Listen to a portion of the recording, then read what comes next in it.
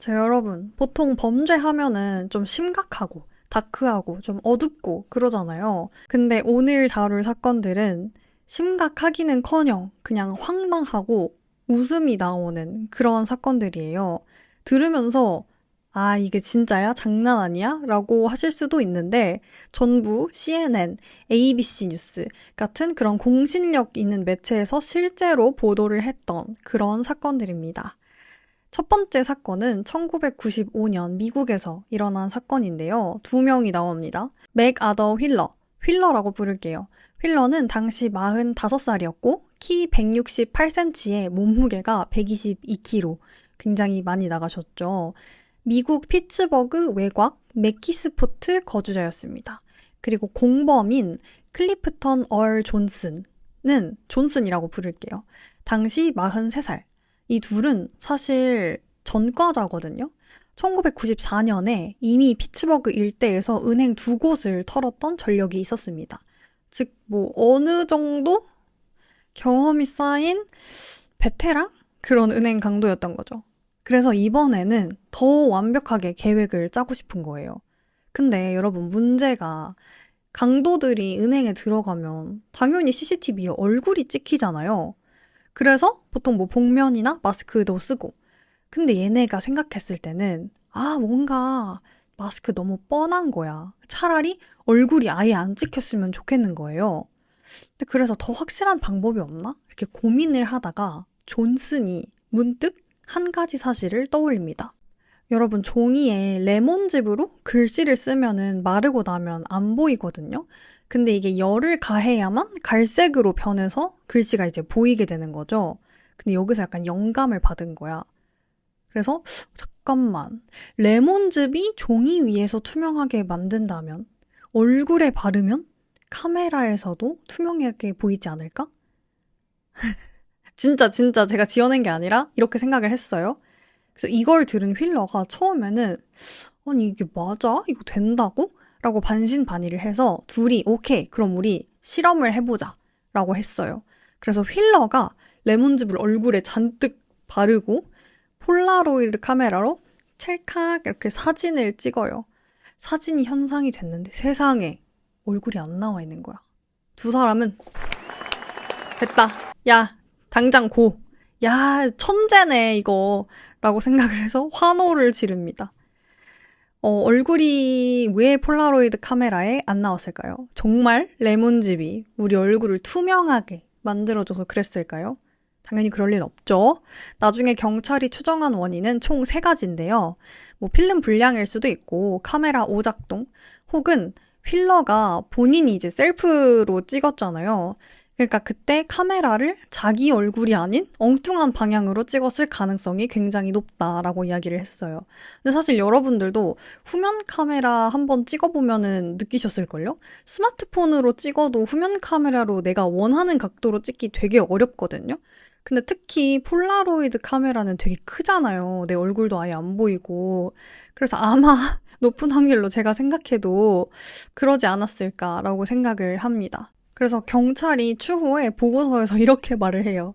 그는 사진작가로서도 은행 강도로서도 형편이 없었을 것이다. 어떡해. 이렇게 어쨌든 실험에 성공을 했잖아요. 그러니까 두 사람은 아예 확신을 가졌고 레몬즙 잔뜩 구입해가지고 계획을 세우기 시작합니다. 근데 한 가지 문제가 있었어요. 여러분, 레몬즙 얼굴에 바르면 아니 얼마나 따갑겠어. 그래서 특히 눈만 빼고 바를 순 없잖아요. 그럼 눈은 동동 찍힐 거 아니야.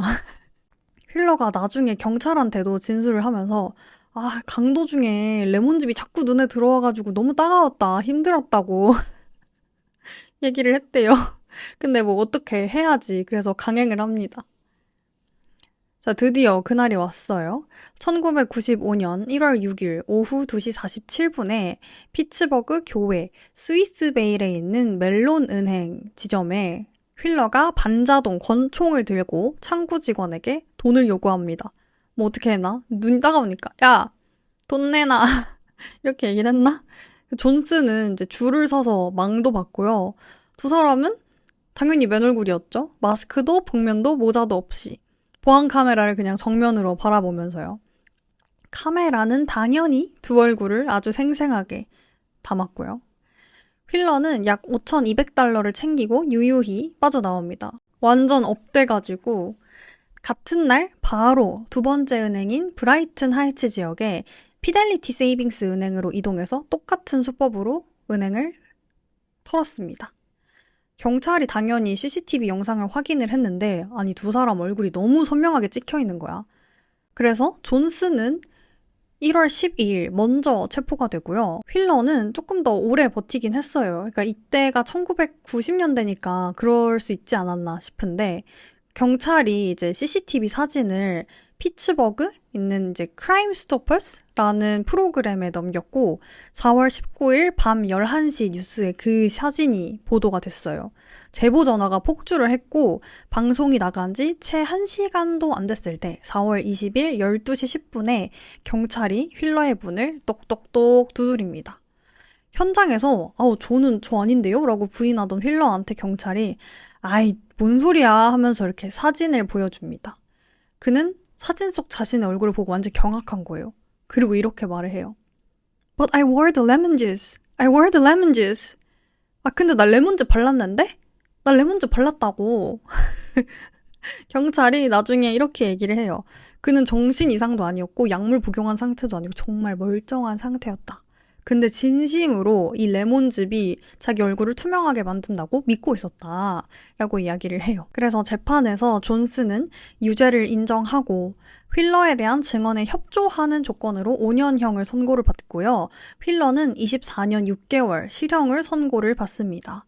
근데 이 사건이 더 웃긴 게 여기서 끝이 아니에요. 이 사건 기사를 본 코넬 대학교 사회심리학과의 데이비드 더닝 교수님이 이런 생각을 했어요. 만약 휠러가 은행 강도를 하기에 너무 무능했다면 어쩌면 그는 자신이 얼마나 무능한지조차 알아차리기에 너무 무능했던 게 아닐까? 그러니까 너무 무능해서 자기가 무능한 것조차 알아차릴 수가 없을 정도로 무능했던 거 아닐까라고 생각을 한 거예요. 너무 수치스럽지 않아요?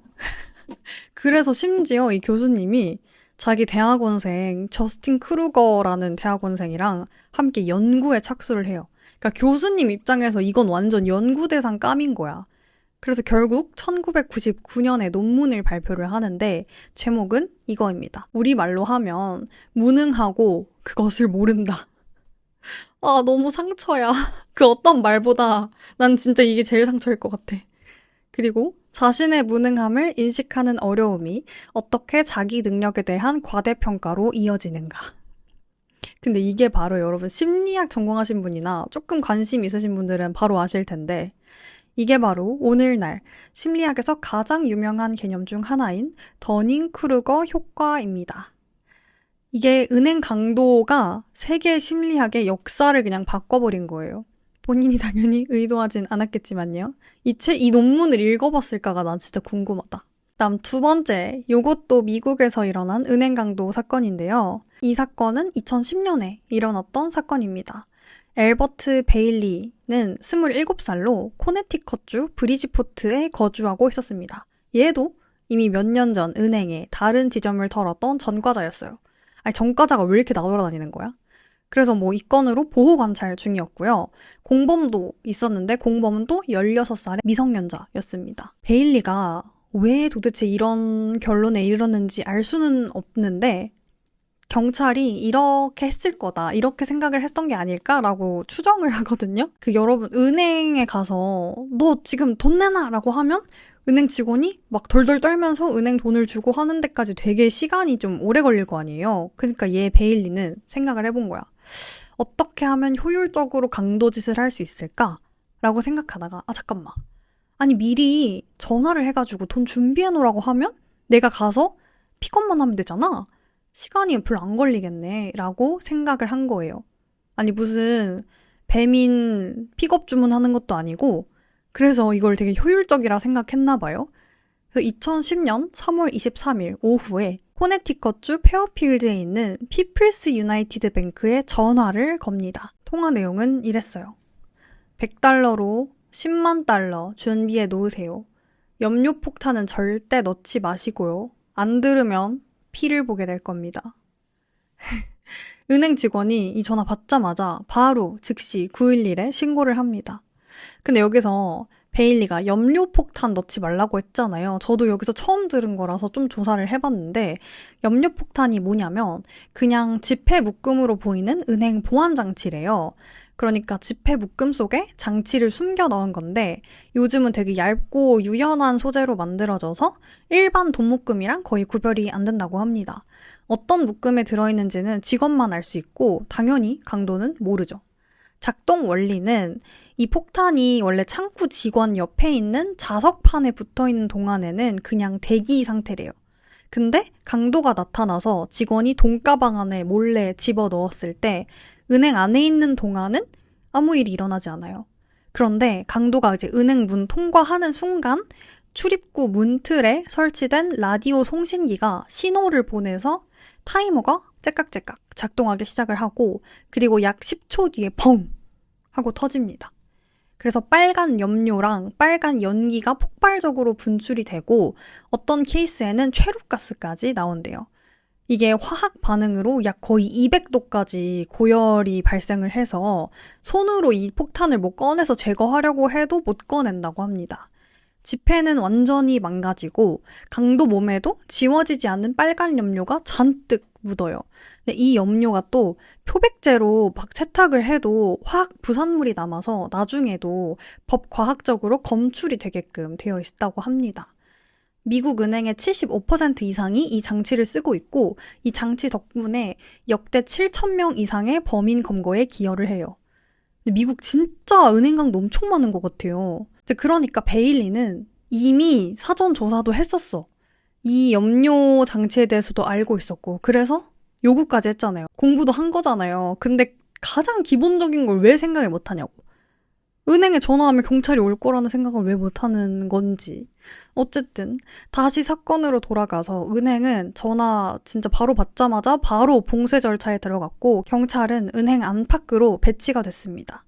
그런데 봉쇄가 완전히 이루어지기 전에 아까 16살 공범 있다 그랬잖아요. 얘가 이미 은행 안으로 들어와 있던 거예요. 그래서 공범이 쪽지로 현금을 요구를 했고 직원은 $900를 건넵니다. 베일리는 바깥 주차장에 차 대고 룰루랄라 기다리고 있었고요. 공범이 돈 봉투를 들고 나오려는 순간 경찰이 제압을 시작을 했고 그 순간 염료폭탄도 같이 펑 터집니다. 그래서 공범이 온몸이 빨간 염료로 뒤덮인 채 체포가 돼요. 베일리도 주차장에서 바로 잡혔고요. 전화하고 이게 딱 10분 만에 다 이루어진 케이스래요. CNN이 이 사건을 보도를 하면서 그 경찰서에 마이클 개그너 수사팀장의 커멘트를 실어 넣었는데 이 커멘트가 너무 웃겨가지고 들고 왔어요. 제가 드라이브 스루 강도는 들어봤어도 전화로 돈 준비해놔라 우리 간다 라고 예고하는 강도는 처음 봤습니다. 이렇게 얘기를 했고 ABC7은 경찰 대변인 제임스 페러즈 서전트의 말을 인용을 했는데 이 말도 진짜 슬퍼.